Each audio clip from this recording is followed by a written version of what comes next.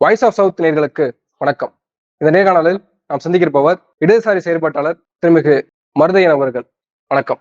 வணக்கம்.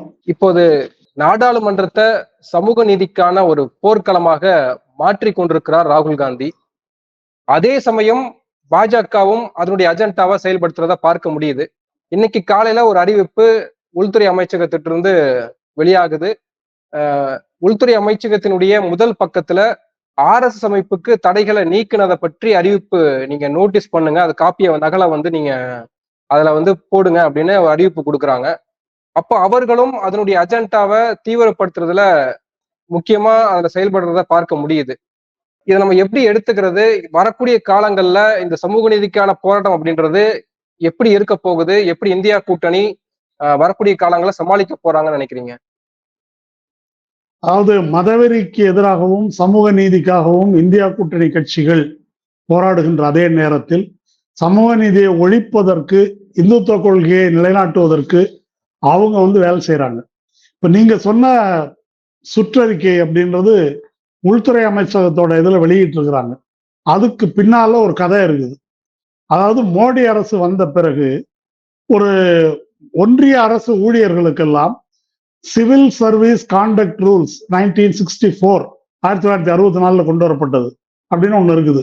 அரசு ஊழியர் நன்னடத்தை விதிகள் அப்படின்னு சொல்லலாம். எல்லா அரசு ஊழியர்களுக்கும் அது உண்டு. அந்த நன்னடத்தை விதிகள்ல என்ன சொல்லியிருக்குதுன்னாக்கா, அரசு ஊழியராக இருக்கக்கூடிய ஒருவர் எந்த ஒரு அரசியல் கட்சியிலோ அரசியல் சார்ந்த கலாச்சார இயக்கங்களிலோ அவங்க பங்காற்ற முடியாது, நேர உறுப்பினராக இருக்கக்கூடாது என்று அந்த நன்னடத்தை விதி சொல்லுகிறது. அதுல RSS, ஜமாயத்துல் இஸ்லாமி போன்ற அமைப்புகள் தங்களை பண்பாட்டு அமைப்புகள் என்று சொல்லிக் கொண்டாலும் அவற்றில் இருக்க முடியாது என்றதற்கான உத்தரவுகள், சர்க்குலர்ஸ் எல்லாம் இருக்குது. இது இந்த உத்தரவு இருக்கு இல்லையா, இந்த உத்தரவை RSSல இருக்கக்கூடாதுன்னு உள்ளதை மட்டும் மோடி அரசு விலக்கி கொண்டு விட்டது. கொஞ்ச நாள் முன்னால அதை விலக்கிக்கிட்டாங்க.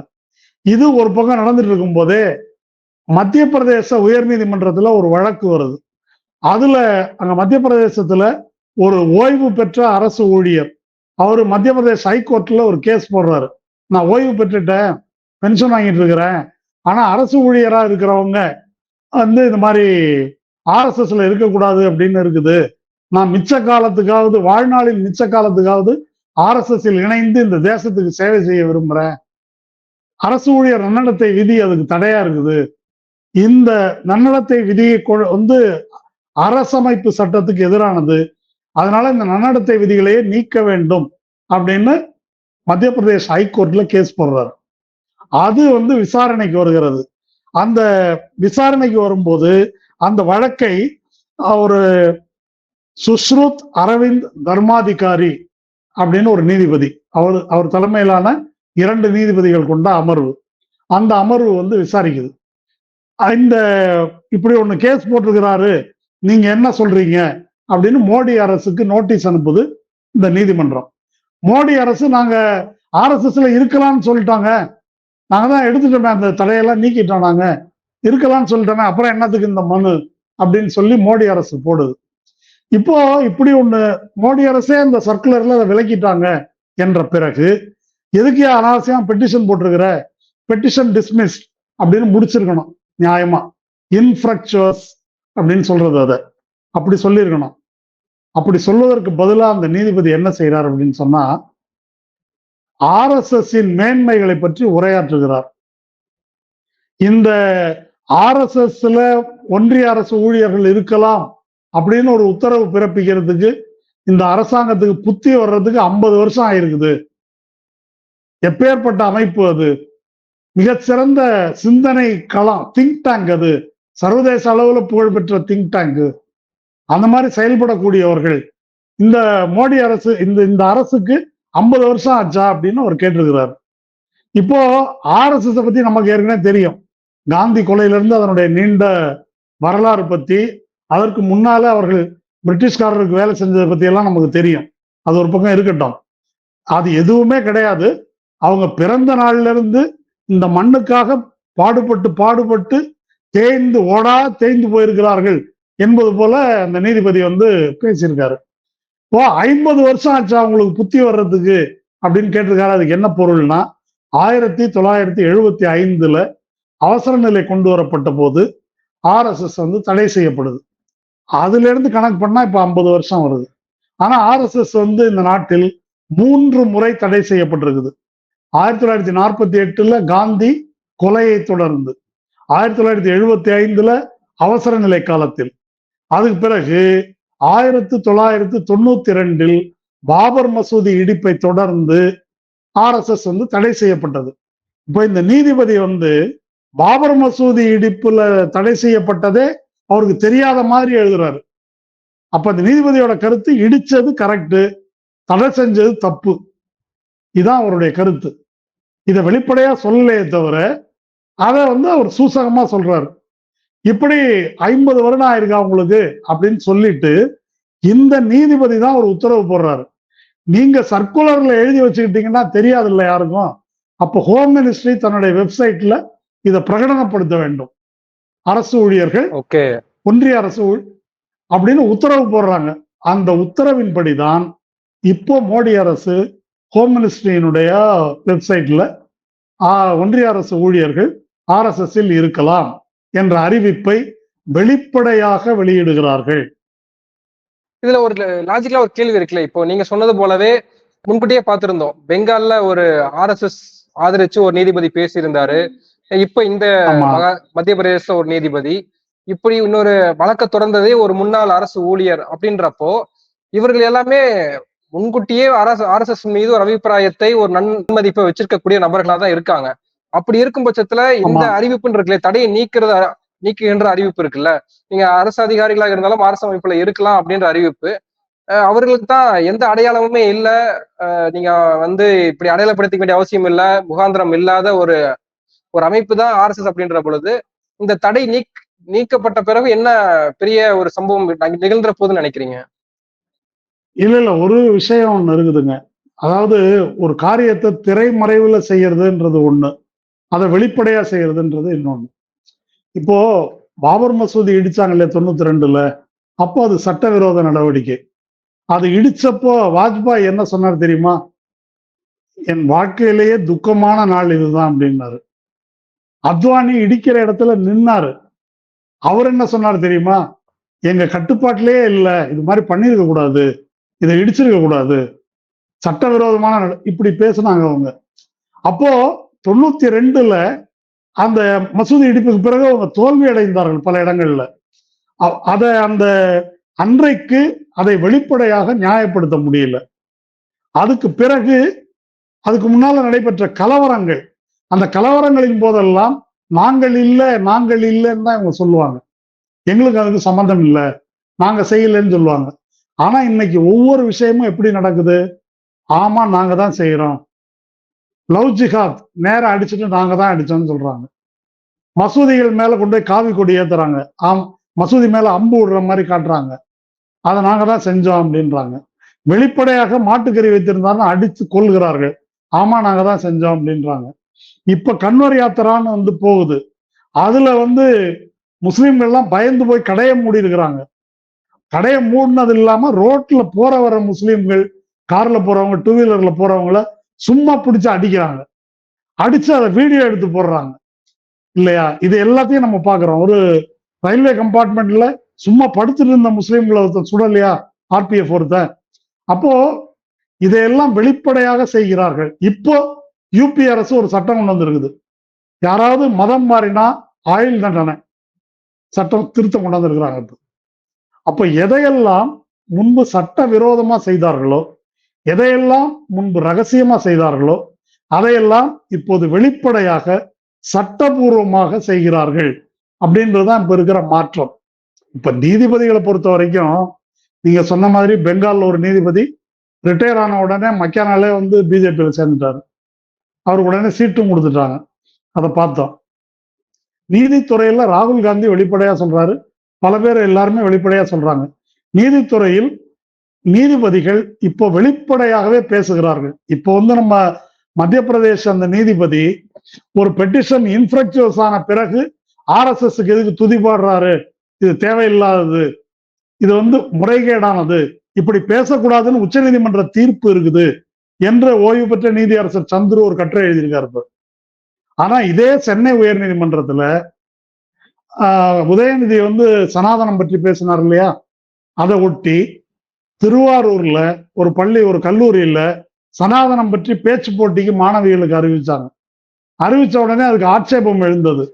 உடனே அதை வாபஸ் வாங்கிட்டாங்க. எதை? அந்த பேச்சு போட்டியில அதை நடத்துறதே வாபஸ் வாங்கிட்டாங்க. இப்படி பேச்சு போட்டியில சனாதனம் பற்றி பேசுறாங்க அப்படின்னு ஒரு பிஜேபிக்காரர் மெட்ராஸ் ஹைகோர்ட்ல பெட்டிஷன் போடுறாரு. அரசு தரப்புல ஐயா அதை வாபஸ் வாங்கியாச்சு, அப்படி ஒண்ணு நடக்கவே இல்லை அப்படின்னு சொல்றாங்க. அப்படி சொன்ன பிறகும் அப்ப நீதிபதியா இருக்கக்கூடிய சேஷசாயி என்பவர் என்ன செய்கிறார்? அது வாபஸ் வாங்கியாச்சு, இருந்தாலும் சனாதன தர்மத்தை ஒழிப்போம்னு பேசுறதெல்லாம் சரியா? அதுல எவ்வளவு நல்ல விஷயம் இருக்கு தெரியுமா? பெற்றோர்களை பார்த்துக்கணும், மூத்தவர்களுக்கு பொறுப்பா நடந்துக்கணும், மதிக்கணும், இப்படி எல்லாம் இருக்குது கருத்து. அதெல்லாம் கூட தப்பா? அதெல்லாமும் ஒழிக்கணும்ன்றீங்களா அப்படின்னு ஒரு 2 பக்கத்துக்கு விரிவுரை ஆற்றியிருந்தார். இது எதுக்கு? அப்போ பதவியில் இருந்து கொண்டு RSSின் கருத்துக்களை இவர்கள் ஏற்கனவே வெளிப்படையா இல்லைனாலும் பேசிட்டு இருக்கிறாங்க. இப்ப என்ன அப்படின்னாக்கா, காக்கி டவுசரை போட்டுக்கிட்டு நீதிபதியா உட்காரலாம், அரசு அதிகாரியா உட்காரலாம் அப்படின்றதுக்கான ஏற்பாடை இந்த உத்தரவு வழங்கி இருக்கிறது அப்படின்றதுதான் பார்க்கணும். இதனுடைய தொடர்ச்சி தான் இன்னைக்கு ராஜ்யசபாவினுடைய சபாநாயகர் துணை குடியரசுத் தலைவர் ஜெகதீப் தங்கர் அங்க உட்கார்ந்துகிட்டு RSSின் புகழ் பாடிட்டார். இல்ல, இன்னொரு பக்கம் ராகுல் காந்தி மோகன் பகவத்தையும் சுட்டி காட்டி பேசுறாருல்ல, அப்போ அதுவும் நம்ம பார்க்க வேண்டியதா இருக்குல்ல. ராகுல் காந்தி விமர்சனம் பண்ணும்போது ஜெகதீப் தங்கர் ஆமா RSS காரங்கன்னு வெளிப்படையா சொல்றதுல எப்படி நம்ம எடுத்துக்கிறது? அது பார்வை அவங்க பண்ண கரெக்டா தானே இருக்கு. இல்ல அப்படி இல்ல.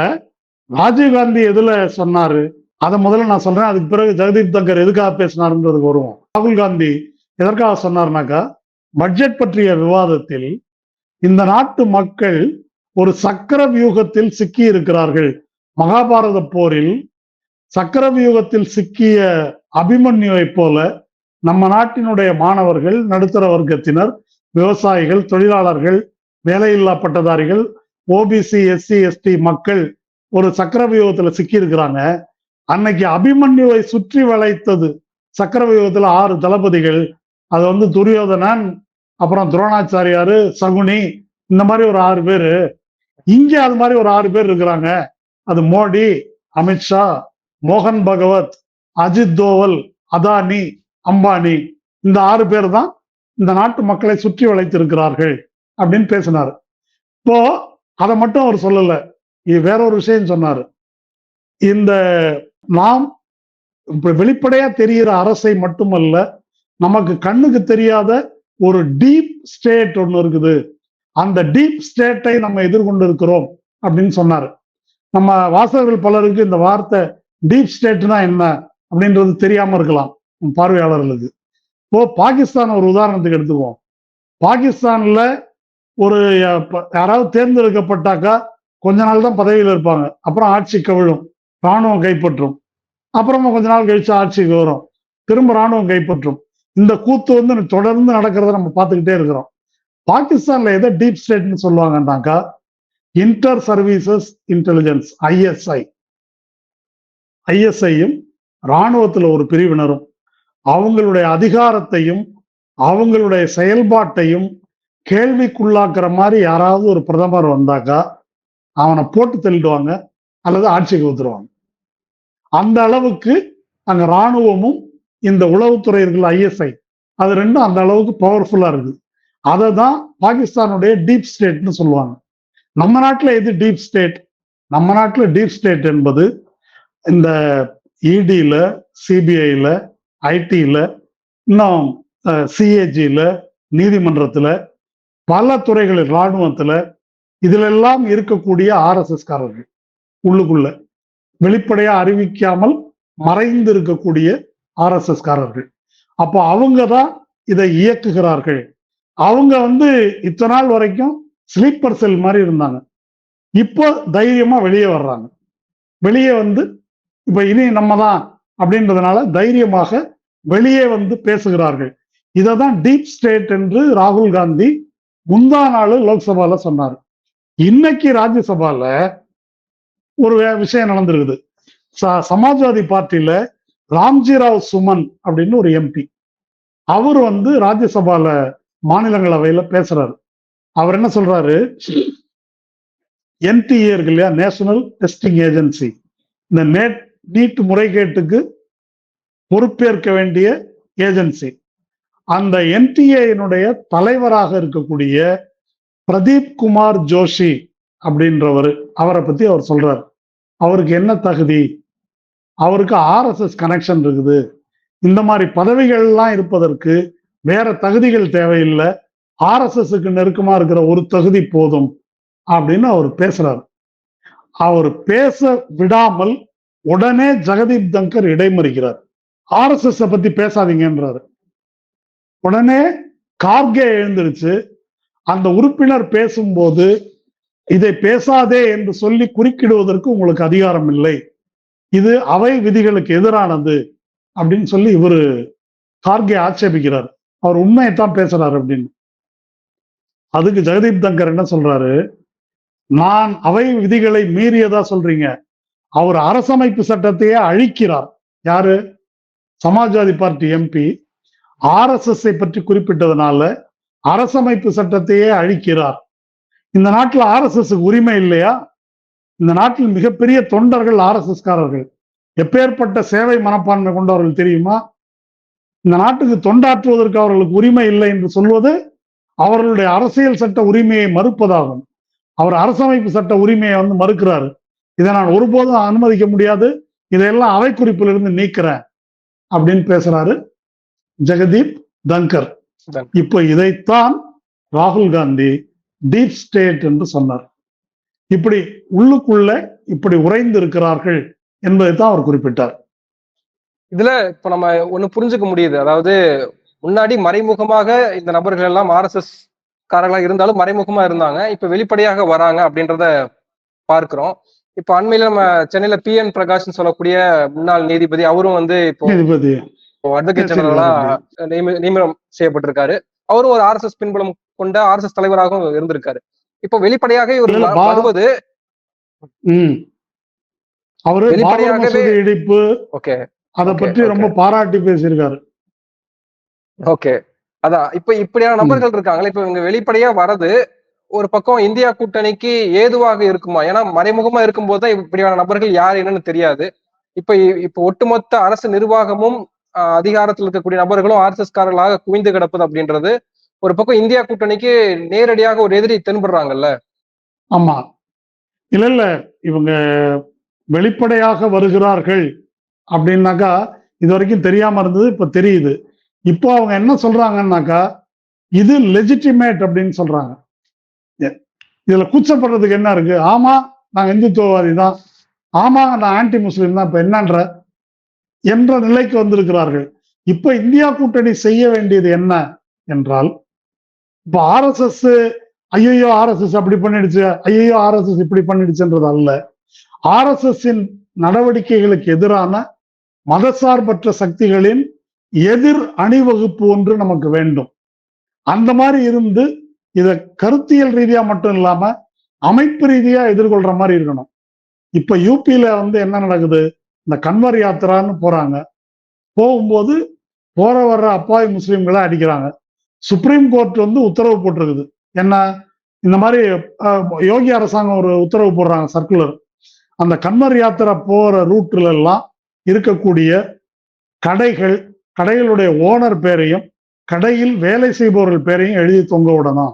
அது எதுக்காக அப்படின்னு கேட்டாக்கா வெளிப்படையா சொல்றாங்க, அது இந்துக்கள் கடையில தான் சாப்பிட முடியும், கன்வர் யாத்திரா போறவங்க இஸ்லாமியர் கடையில சாப்பிட்டாக்கா அந்த கடையில தண்ணி வாங்கி குடிச்சா கூட அது தீட்டாயிடும், புனிதம் கெட்டு விடும், அதனால நீங்க பேரை எழுதி போட்டீங்கன்னா உங்க கடைக்கு வரமாட்டாங்க அப்படின்னு சொல்லி அறிவிக்கிறாங்க. இஸ்லாமிய மக்கள் பயந்து கொண்டு கடையே மூடிடுறாங்க. இந்து ஓனர்கள் கடையில வேலை பார்த்து வந்த முஸ்லீம் இளைஞர்கள் அவங்களுக்கு லீவ் கொடுத்து 1 மாசத்துக்கு வராதுன்னு அனுப்பிட்டாங்க. இப்போ இதெல்லாம் தப்புன்னு சுப்ரீம் கோர்ட் உத்தரவு இருக்குது. சுப்ரீம் கோர்ட் இந்த உத்தரவு தவறு, அப்படி கட்டாயப்படுத்த முடியாது அப்படின்னு சொல்லுது. இவங்க என்ன சொல்றாங்கன்னா, நாங்க கட்டாயமா சொல்லல, செய்யுங்க அப்படின்னு ஒரு ஆலோசனையா சொல்றாங்க. ஆலோசனைன்றது என்ன?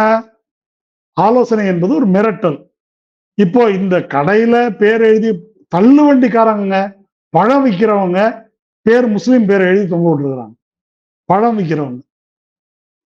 இது என்ன அயோக்கியத்தனம்? இது என்ன அநியாயம்? இதுல எந்த வகையிலும் சம்பந்தம் இல்லாத ரோட்ல போற வர முஸ்லிம்கள் எல்லாம் அடிக்கிறாங்க. இப்ப இதுக்கு பொருள், நாங்க அதிகாரத்தில் இருக்கிறோம், நாங்கள் எதை வேண்டுமானாலும் செய்வோம் என்று ஃபீல்டுல வேலை செய்யறாங்க. இப்ப கன்வர் யாத்திரை உதாரணத்தையே எடுத்துங்க. இப்போ கூட்டணி கட்சி, இந்தியா கூட்டணி கட்சின்றது தேர்தலில் நின்று ஓட்டு வாங்குறது மட்டும் பத்தாது. ஒரு மதசார்பற்ற அணி ஒன்று இதை களத்துல தடுத்து நிறுத்தினாங்க. இதை செய்யக்கூடாது. இந்துக்கள்லயே இந்த சமாஜ்வாதி கட்சியோ காங்கிரஸ் கட்சியை சேர்ந்த இந்துக்கள் செய்ய முடியும். இப்ப அயோத்தியில ஒரு பொது தொகுதியில தாழ்த்தப்பட்ட சமூகத்தை சேர்ந்த ஒருத்தரை நிக்க வச்சு அவர் பிஜேபி முறியடிச்சிருக்காருல்ல. ராமர் கோயிலை வச்சு இவ்வளவு பேசினாங்க, அங்கேயே தோத்து இருக்கிறாங்க. இதை செய்ய முடியும். இதற்கு நம்ம அஞ்சக்கூடாது. இப்ப தமிழ்நாடு போன்ற இடத்துல அல்லது கேரளா போன்ற இடங்கள்ல இந்த மாதிரி நடவடிக்கை ஏன் செய்ய முடியவில்லை என்று சொன்னால், பொதுமக்கள் மத்தியிலேயே இதுக்கு ஒரு எதிர்ப்பு இருக்குது. இருந்தாலும் இங்கேயும் கூட இந்த மாதிரி பிரச்சனை RSS காரங்களோ அல்லது இந்து முன்னணி போன்ற அமைப்புகள் செய்யும் போது நம்ம போலீஸுக்கு போய் கம்ப்ளைண்ட் கொடுக்குறோம், போலீஸை செய்ய சொல்றோம். நம்ம வன்முறையில ஈடுபட வேண்டியதில்லை. ஆனால் மக்கள் இதை தலையிட்டு தடுத்து நிறுத்தணும், எதிர்த்து. அந்த மாதிரி ஒரு களத்தில் ஒரு செயல்பாடு என்பது தேவை. நாடாளுமன்ற தேர்தலில் நம்ம செய்யலாம். அரசு எந்திரத்தில் இருப்பவர்களை அப்புறப்படுத்தலாம். இப்ப 2018 இருந்து மோடி ஒரு வேலை செஞ்சாரு, நீங்க பார்த்திருப்பீங்க. அதாவது UPSC எழுதி அதிகாரியா கொண்டு வர்றதுக்கு பதிலாக துறை சார்ந்த வல்லுநர்களை லேட்டரல் என்ட்ரி அப்படின்னு அவங்கள தனியா எடுத்துக்கிறேன். யார்? அரசு அதிகாரிகளாக 2018 இருந்து அப்படி நியமிக்கப்பட்டிருக்கிறார்கள். அப்படி நியமிக்கப்பட்டவர்கள் எல்லாம் பைனான்ஸ் மினிஸ்ட்ரியில, பவர் மினிஸ்ட்ரியில, அக்ரிகல்ச்சரல் மினிஸ்ட்ரியில, இப்படி ஸ்டாட்டிஸ்டிக்கல் மினிஸ்ட்ரியில, இப்படி மிக முக்கியமான அமைச்சகங்கள்ல அமர்ந்திருக்கிறார்கள். அவர்கள் எல்லாம் ஒண்ணு கார்பரேட்டுக்கு விசுவாசமானவர்கள், இன்னொன்னு இந்துத்துவத்துக்கு விசுவாசமானவர்கள். இப்ப அரசு UPSC எழுதாமையே அந்த பதவியிலாம் அவங்க உட்கார்ந்து இருக்கிறாங்க. அந்த பதவியில அவர்களை அமர்த்தியது யார் அப்படின்னு கேட்டாக்கா, பிரதீப் குமார் ஜோஷி. அவர் UPSC சேர்மனாவும் இருந்தார். அவர் தான் இப்ப NTA இருக்காரு. அவர் தான் நியமித்திருக்கிறார். இப்போ NTA நடைபெற்றிருக்கிற ஊழலை பற்றி நம்ம பேசும்போது கொஸ்டின் பேப்பர் லீக் ஆயிடுச்சு அல்லது அதுக்கு பணம் வாங்கிட்டாங்க அப்படின்ற கோணத்துல மட்டும் பார்க்கிறோம். RSS காரர்கள் எவ்வளவு பேர் நியமிக்கப்பட்டிருக்கிறார்கள்? UPSCல அந்த ஒரு லேடி இப்போ அவங்க மோசடி பண்ணிட்டாங்க, மாற்றுத்திறனாளின்னு பொய் சர்டிபிகேட் கொடுத்து பண்ணிட்டாங்க என்று விவாதிக்கப்படுகிறது. UPSCயில் இருந்து கொண்டு அண்ணாமலை போன்ற எத்தனை பேர் உள்ள நியமிக்கப்பட்டிருக்கிறார்கள், கொண்டு வரப்பட்டிருக்கிறார்கள் என்ற கேள்வி இருக்குது. அதனால அதையெல்லாம் நம்ம வெளியே கொண்டு வர வேண்டும். அதற்கு எதிரான சக்திகளை திரட்ட வேண்டும். அவங்க ஆமா நான் RSS தான் அப்படின்னு வெளியே வரும்போது நாம் அப்படி வெளியே வரணுமா இல்லையா? ஆம், நான் RSS எதிர்ப்பாளன் தான் என்று அரசு துறை உள்ளிட்ட துறையில் இருப்பவர்கள் தைரியமாக வெளியே வர வேண்டும். வேற வாய்ப்பே இல்லை. ஆனா ஒரு விஷயம் இந்த இடத்துல தெளிவுபடுத்திக்கணும். இந்த உத்தரவு என்பது ஒன்றிய அரசினுடைய உத்தரவு. கான்டக்ட் ரூல்ஸ் என்பது மாநிலங்களுக்கும் உண்டு. மாநில அரசை இது எந்த வகையிலும் கட்டுப்படுத்தாது. இப்ப மாநில அரசு ஊழியர்கள் யாரும் RSSல் இருக்க முடியாது. இப்ப தமிழ்நாடு அரசு அதுக்கு தமிழ்நாடு அரசினுடைய அரசு ஊழியர் நன்னடத்தை விதிகள்ல அரசு ஊழியர்களோ ஆசிரியர்களோ இந்த மாதிரி மதம் சார்ந்த அமைப்புகளில் பங்கேற்க கூடாது என்பதை விதியா சொல்லியிருக்குது. அரசு பள்ளிகள் மட்டுமல்ல, தனியார் பள்ளிகளும் கூட RSS ஷாக்கா போன்றவற்றுக்கு இடம் தரக்கூடாது என்று விதி வகுத்திருக்கிறது.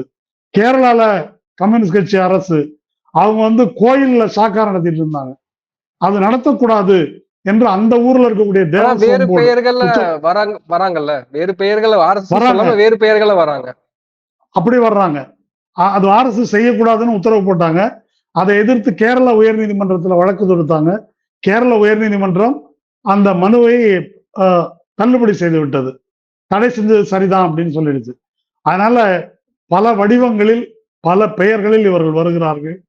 அதை நாம் அதே போல எதிர்கொள்ள வேண்டும். இது வெறுமனே ஓட்டு வாங்கி தேர்தலில் ஜெயிச்சு அங்க போய் உட்கார்ற விஷயம் மட்டுமல்ல. இப்ப இவங்க யாரும் ஓட்டு வாங்கி வந்தவங்க இல்லையே, இந்த நீதிபதிகளோ இந்த அதிகாரிகளோ அவரெல்லாம் ஓட்டு வாங்கி வந்தவர்கள் அல்ல. அல்லது இப்படி மோடி அரசால லேட்டரல் என்ட்ரியாக நியமிக்கப்பட்டவர்கள் கொல்லைப்புறமாக அவங்க எல்லாம் ஓட்டு வாங்கி வந்தவர்கள் அல்ல என்பதை நாம் புரிந்து கொள்ள வேண்டும். அதற்கு தகுந்த உத்திகளை இந்தியா கூட்டணி கட்சிகள் வகுத்து செயல்படுத்தணும். இறுதியா இதுல ராகுல் காந்தியினுடைய ரோல் அப்படின்றது ஒரு முக்கியத்துவம் பெறத பார்க்க முடியுது. நீங்க சொன்ன எல்லா விஷயங்களுமே நாடாளுமன்றத்துல போட்டு உடைத்துறாரு, எல்லாத்தையுமே கிளியர் கட்டாவே வந்து சொல்லிடுறாரு. இதுதான் பிரச்சனை, இதுதான் பண்ண போறோம். சாதிவாரி கணக்கெடுப்பு தான் ஒட்டுமொத்த இந்தியாவினுடைய எக்ஸ்ரேனே சொல்றாரு. அதை எடுத்துட்டா நமக்கு தெரிஞ்சிடும், பிரச்சனை ஒரு தீர்வு கிடைக்கும் அப்படின்னு சொல்றாரு. ஆனால் இவ்வளவு கிளியர் கட்டா பேசக்கூடிய ராகுல் காந்திய, சாதிவாரி கணக்கெடுப்பு பற்றி பேசக்கூடிய ராகுல் காந்தியினுடைய சாதி என்ன சொல்ல முடியுமா அப்படின்னு எதிர்த்தரப்புல கேள்வி கேட்டு ஒரு மட்டுப்படுத்தக்கூடிய வேலையை பாஜக செய்யுது. அது மட்டுப்படுத்த முடியுமா? ஏன்னா அந்த ஸ்பீச், அனுராக் தாக்கூருடைய ஸ்பீச் வந்து எக்ஸ்பெல் ஆக்கப்படுது, பார்லமென்ற இதுல இருந்தே தூக்கப்படுது. ஆனால் அவரு நரேந்திர மோடி பகிர்ந்து அதை பாராட்டுறாரு. அப்படின்றப்ப நம்ம எப்படி இதை பார்க்கணும்? ஆமா, இதுல அனுராக் தாக்கூர் என்ன பேசினார் அப்படின்னாக்க, நம்ம ஊர்ல சாதி வெறியர்கள் இருக்காங்க இல்லையா, அவங்க சாதி மறுப்பாளர்களை, இன்டர்காஸ்ட் மேரேஜ் பண்றவங்கள சாதி கெட்டவன்னு சொல்லுவாங்க, சாதி கெட்டவர்கள் அப்படின்னு சொல்லுவாங்க. கிட்டத்தட்ட அனுராக் தாக்கூர் ராகுல் காந்தியை அதுதான் சொல்லியிருக்காரு. தன்னுடைய சாதி என்னவென்று தெரியாதவன் எல்லாம் காஸ்ட் சென்சஸ் கேட்கிறான் அப்படின்னு அவர் பேசியிருக்காரு. அது முழு ஜாதி திமிர், அது வெளிப்படையா பேசியிருக்காரு. அது மாதிரி அதுக்கு ராகுல் காந்தி சொல்லியிருக்கிற பதில் ரொம்ப முக்கியம்.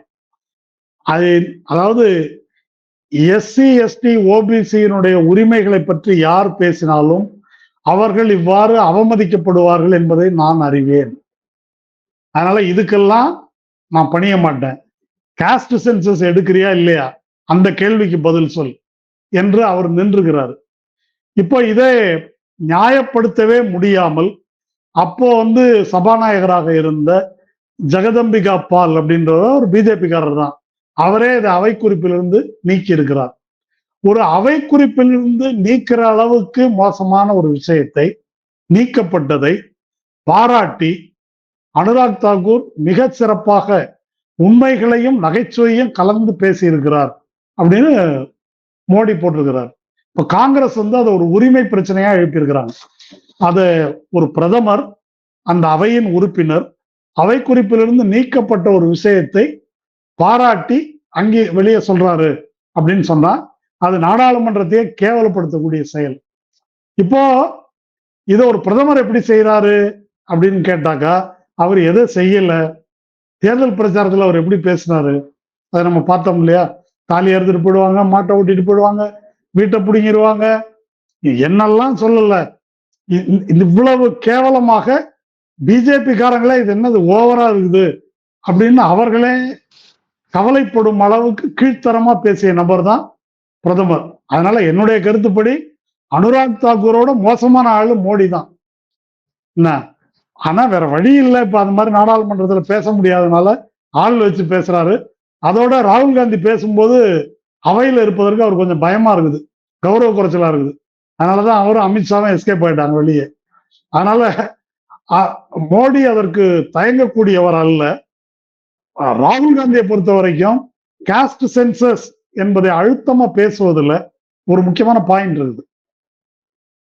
ஒரு சாதிவாரி கணக்கெடுப்பு எடுத்தா என்ன வரும், கணக்கெடுப்புல என்ன வரும், ஏன் இவங்க பயப்படுறாங்க, அது ஏன் இவ்வளவு ஆத்திரப்படுறாங்க? நிர்மலா சீதாராமனுடைய பேச்சு கேட்டீங்களா? நேற்றைக்கு பேசியிருக்கிறாங்க, இன்னைக்கு இந்து நாளேட்டில் வந்திருக்கு. அதாவது இந்திய சமூகத்தில் பிளவை உருவாக்க முயற்சிக்கிறார்கள். எது? காஸ்ட் சென்சஸ் கேட்கிறது. அப்ப இந்திய சமூகம் சாதி வாரியாக பிளவுபட்டிருக்கிறது. அதை சுட்டிக்காட்ட தான் அவர் கேட்கிறாரு. அல்வா கிண்டுனாங்களே 20 பேரு, அதுல 18 பேர் அப்பர் காஸ்ட், ஒரே ஒரு பிசி, ஒரே ஒரு மைனாரிட்டி தான். அப்ப சமூகத்துல ஒரு நீதிபதியா, ஐஏஎஸ் அதிகாரியா, மீடியாவில் மற்ற பதவிகள்ல மட்டும் இல்ல, ஒரு அல்வாக்குன்றதுக்கு கூட அதுல கூட இவ்வளவுதானா இவங்க பிரதிநிதித்துவம்? அப்போ நீங்க மக்கள் தொகையில 2% பேர் அல்வா கிண்டி 2% பேருக்கு வழங்குகிறீர்கள் இதான் உங்களுடைய பட்ஜெட் அப்படின்னு அவர் பேசியிருக்காரு. இதுக்கு நிர்மலா சீதாராமனுடைய பதில், சாதி ரீதியா பிளவுபடுத்துறாங்க, சமூகத்தை பிளவுபடுத்துகிறார்கள். அல்வாக்குன்றதுல கூடவா ஜாதி பார்க்கறது, ஜாதின்னு பேசுறது, இதெல்லாம் நிர்மலா சீதாராமன் பேசியிருப்பது. இப்போ ராகுல் காந்தி சொல்வது போல காஸ்ட் சென்சஸ் எடுத்தாக்க என்ன நடக்கும் என்றால், ஜாதி வாரியாக இவ்வளவு மக்கள் இருக்காங்க அப்படின்றது மட்டும் அல்ல, ஒவ்வொரு சமூகத்திலும் இப்போ வன்னியர் கம்யூனிட்டியோ அல்லது தேவர் கம்யூனிட்டியோ கவுண்டர் கம்யூனிட்டியோ அல்லது எஸ்சி வகுப்பை சேர்ந்த உட்பிரிவுகள் இருக்காங்கல்ல, பறையர், அருந்ததியர், தேவேந்திரகுலம், ஒவ்வொரு கம்யூனிட்டிலையும் எவ்வளவு பேர் படிச்சிருக்காங்க, எவ்வளவு பேருக்கு நிலம் இருக்கு, எவ்வளவு பேருக்கு நிலம் இல்லை, ஒவ்வொருத்தருடைய கல்வி தகுதிகள் என்ன, எத்தனை பேர் அரசு ஊழியர்களா இருக்காங்க, எவ்வளவு பேர் தனியார் துறையில வேலை பார்க்குறாங்க, எவ்வளவு பேர் உடல் உழைப்பு தொழிலாளிகளா இருக்கிறாங்க, எவ்வளவு பேர் வேலையில்லா பட்டதாரிகளா இருக்கிறாங்க, எவ்வளவு பேர் என்னென்ன பதவிகள்ல இருக்கிறாங்க, எவ்வளவு பேர் தொழில் அதிபர்களாக இருக்கிறார்கள், இந்த டேட்டாவெல்லாம் கிடைக்கும். எவ்வளவு பேர் சிறு குறு தொழில் நடத்துறாங்க. இதை எடுத்தீங்கன்னாக்கா இன்னைக்கு மிகப்பெரிய தொழில் அதிபர்களாக இருக்கக்கூடியவர்கள், இந்த நாட்டின் 76% கார்பரேட் ப்ராஃபிட் 20 நிறுவனங்கள் தான் மொத்த ப்ராஃபிட் 20 நிறுவனங்களுக்கு போகுது. அந்த 20 நிறுவனங்களை வைத்திருப்பவர்களுடைய சாதி என்ன என்பது தெரியும். அது பார்ப்பன பனியா சாதியினர் தான், மார்வாரியவனா சேர்த்துக்கலாம், அவங்க தான் வச்சிருக்கிறாங்க. எஸ்எம்இ என்று நலிந்து போய் ஜிஎஸ்டியாலையும் பணமதிப்பளிப்பாலையும் அழிந்து போன சிறு குறு தொழில்கள் இருக்கு இல்லையா, அந்த தொழில்களை நடத்துறவங்க யாரு அப்படின்னு போய் பார்த்தீங்கன்னா விதிவிலக்கு இல்லாமல் பெரும்பான்மையாக பிசிஎஸ்சியா தான் அவர்கள் இருப்பார்கள். ஒரு தொழில் அது தெரியும்.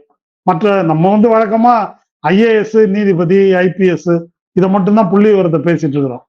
சமூகத்தின் பல தட்டுகள்ல ஐடி உள்ளிட்டு எவ்வளவு பேர் எங்க இருக்கிறாங்கன்னு தெரியும். அப்படி தெரிய வந்தா என்ன நடக்கும்? தெரிய வந்தால் இந்து ஒற்றுமை என்பது ஒரு ஃப்ராடு, சாதி ஆதிக்கத்தை மறைப்பதற்கான ஒரு மோசடி இது. அப்போ அதுல எங்களுக்கு ஈக்குவலான ரைட் வேணும். இந்த விவரங்கள் வெளிவந்தாலே எந்த சித்தாந்தமும் விளக்கமும் தேவையில்லை. இந்துத்துவம் என்பது அந்த நிமிஷமே காலியாயிடும். இந்து ஒற்றுமை முஸ்லிமை எதிரியாக காட்டுவது என்பது முடியாது. யார் எதிரி என்பது பளிச்சுன்னு தெரிஞ்சிடும். உன்னுடைய வேலை வாய்ப்பை, நிலத்தை, தொழில்களை பறித்து கொண்டது யார் என்பது தெளிவா தெரிஞ்சிடும். இதெல்லாம் தெரியக்கூடாது என்பதற்காகத்தான் அவர்கள் சாதிவாரி கணக்கெடுப்பை எதிர்க்கிறார்கள். நம்ம சாதிவாரி கணக்கெடுப்பு வேணும் அப்படின்னு பேசும்போது அது ஏன் வேணும்னு சொல்றோம், அவர்கள் ஏன் அதற்கு பயப்படுகிறார்கள் என்பதை சேர்த்து நம்ம மக்களுக்கு விளக்கணும். வெறுமனே நம்மால ஐஏஎஸ்ல எவ்வளவு பேரு, ஐபிஎஸ்ல எவ்வளவு பேரு, நீதிபதி எவ்வளவு பேருன்னு மட்டும் இந்த விவாதத்தை நம்ம சுருக்க கூடாது. அப்படி சுருக்கிறதுனாலதான் அவங்க என்ன செய்யறாங்கன்னாக்கா, நான் பிசி எம்பி கொடுத்துருக்கிறேன், மோடி பேசியிருக்காரு, பிசி பேசுறாரு ராகுல் காந்தி, நானே பிசி தானே பேசியிருக்காரு. இவர் எப்படி பிசின்றத பத்தி காஞ்சா இல்லையா எழுதியிருக்காரு. இவர் ஒரு பனியா காஸ்ட். மோடி முதல்வராக இருக்கும் போதுதான் மோடியினுடைய ஜாதி ஓபிசி லிஸ்ட்ல சேர்க்கப்பட்டது. அதனால இவர் ஒரிஜினல் ஓபிசி கிடையாது, இவர் ஒரிஜினல் பனியா என்று காஞ்சா இல்லையா என்ற ஒரு ஆய்வாளர் அவர் அதை பத்தி ஆதாரங்களோடு எழுதியிருக்கிறார். அதனால உயர் பதவிகளில் நம்மால் எவ்வளவு இருக்கிறாங்கன்றது மட்டுமல்ல, மொத்த சமூகத்திலும் ஒடுக்கப்பட்ட சாதியினருடைய நிலை என்ன, ஒடுக்குகின்ற ஆதிக்க சாதியினரின் நிலை என்ன என்ற விவரங்களை கொண்டு வருவதற்குத்தான் இதை கேட்கிறார் என்ற விஷயத்தை மக்களுக்கு புரிய வைத்தாதான் அவங்க ஏன் இப்படி பதறாங்க, ஏன் இப்படி இந்த கங்கனா ரணவத்னு ஒரு அம்மா நடிகை, அந்த அம்மா பேசியிருக்கிறாங்க, ராகுல் காந்தி சரக்கு அடிச்சுட்டு நாடாளுமன்றத்துக்கு வராருன்னு நினைக்கிறேன், இல்ல கஞ்சா அடிச்சுட்டு வந்திருப்பாருன்னு நினைக்கிறேன். அந்த என்னங்க பேசுறாரு, இனிமே பிரதம மந்திரிய தோலுடைய நிறத்தை பார்த்துதான் பிரதமரை தேர்ந்தெடுக்கணும்னு இந்த ஆள் சொல்லுவாங்க போல இருக்குது என்று கங்கனா ரணவத் பேசியிருக்கிறார். ராகுல் காந்தியை நீங்க அனுராக் தாக்கூர் பேசுறது இருக்கட்டும், இது அதுக்கும் மேல, அதை விட என்ன அவமானப்படுத்திட முடியுமா ராகுல் காந்தி அப்படி பொதுவெளியில? அது மக்கள் இல்ல, இது ஏற்றுக்கொள்ளவில்லை. இப்படி பேசுவது இப்பவே எழுதுறாங்களே, இப்படி இவங்க பேசுறது பூரா ஒடுக்கப்பட்ட சாதியினர் மத்தியில ராகுல் காந்திக்கு ஆதரவைத்தான் பெருக்கும், இவர்கள் மீதான வெறுப்பு தான் அதிகரிக்கும். இது நண்டு கொழுத்தா வளையல தங்காதும்பாங்க இல்லையா. இப்ப அனுராக் தாக்கூர் போன்ற நபர்கள் எல்லாம் இயல்பிலேயே சாதி வெறியர்கள். இப்ப நம்ம பாமக தலைவர் ராமதாஸ் பேசினார்ல, ஆமா. கலைஞரை பற்றி, ஸ்டாலினை பற்றி பேசுறாரு இல்லையா? ஆமா. அது அவமானமா பேசும்போது இப்படி இப்படி பேசுறது என்ன விளைவு ஏற்படும் அப்படின்றதெல்லாம் யோசிக்காம, ஏன்னா அப்படி அது ரத்தத்திலேயே இருக்குது ஜாதி உணர்வு, அது அப்படி வருது. அது அப்படிதான் அனுராக் தாக்கூருக்கு அது வெளியே வந்திருக்குது, கங்கனா ரணவத்துக்கும் அப்படிதான் வெளியே வந்திருக்குது. நல்லது வரட்டும் என்பதுதான் என்னுடைய கருத்து. வர வரதான் இவர்களுடைய நடிப்பு அம்பலமாகும். இவர்கள் ஒரிஜினல் ஜாதி வெறியர்கள் என்பது மக்களுக்கு தெரியும். இந்து என்று இவர்கள் பேசுவதெல்லாம் ஒரு ஏமாற்று என்பது எளிய மக்களுக்கு அப்பதான் புரியும். நன்றி. நிறைய விஷயங்களை தெளிவுபடுத்திருக்கீங்க. உங்க நேரத்துக்கு மிக்க நன்றி. நன்றி.